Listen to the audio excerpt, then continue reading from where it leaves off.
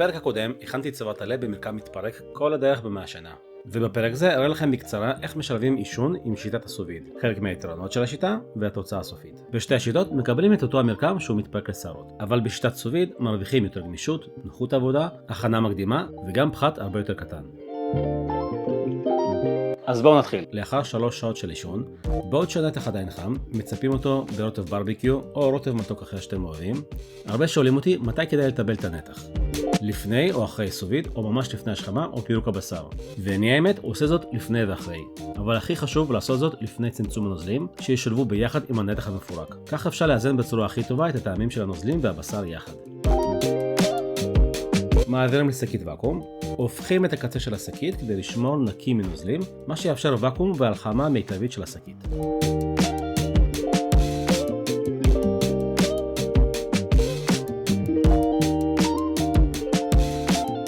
מחממים מראש את המים ל-82 מעלות ומסוודים לפחות 12 שעות.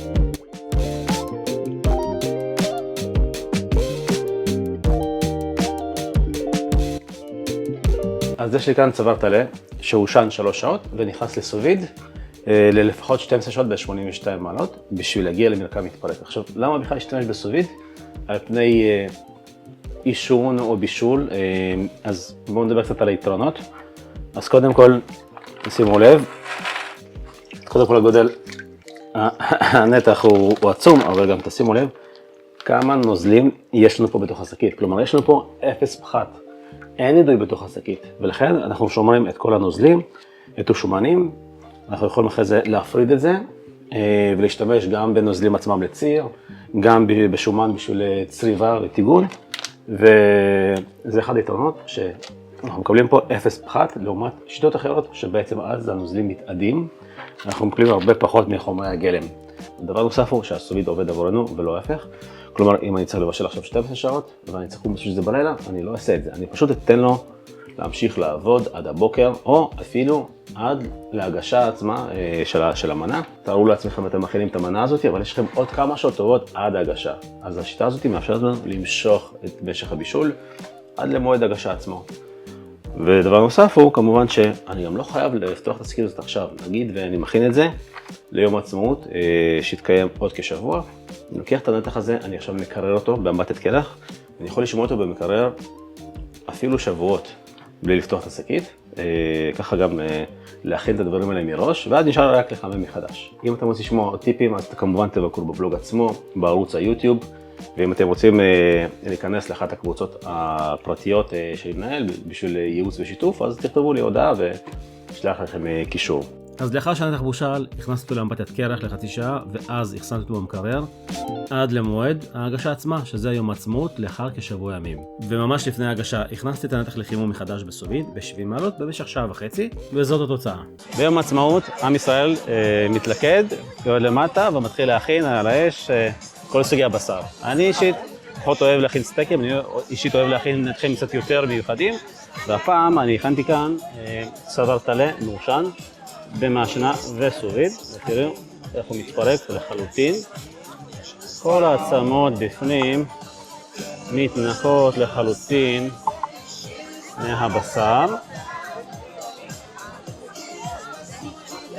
אנחנו נשים כל העצמות בצד, וכל הבשר הזה של הטלה מתפרק לחלוטין, הבשר מפורק. בואו לשבו. שלום לכולם, מסורת יום העצמאות חוזרת על עצמה. אלכס תמיד מגיע ותואם את הנתחים המיוחדים שאני מכין. מה אומר? פעם אתה לא שיקור, אז אני לא יודע מה תהיה דעתך. עוד לא, רגע. נימוח מאוד, המרקם מדהים. וואו, ביס מושלם. אתה מרגיש טעם מעושן? מרגישים עישון, לא אגרסיבי מדי, מדהים. וואו, שאפו. ויש לנו פה גם את הנוזלים שנשארו לנו בתוך השקית, בגלל שאנחנו שחיים בסוביד. יש לנו המון שאריות של נוזלים, כמעט אין לנו פחת. מדהים, אתה נותן לו לשחות קצת. בדיוק. אז קודם כל אני מקיף את המנה שלי עם איולי ביתי, עם ביצים מפוסטרות בסוביד. לא חוסך בשום איולי. נוסיף לזה כמות נכבדת של צוואר טלה שלנו המפורק.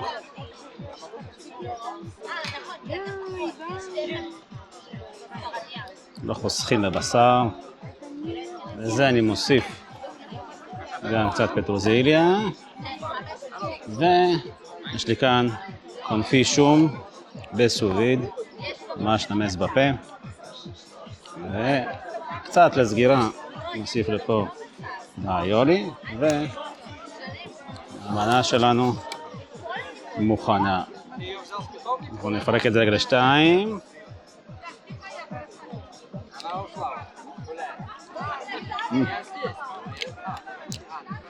שיהיה יום עצמאות שמח.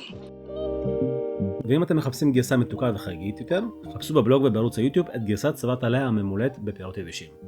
נתראה בפרק הבא.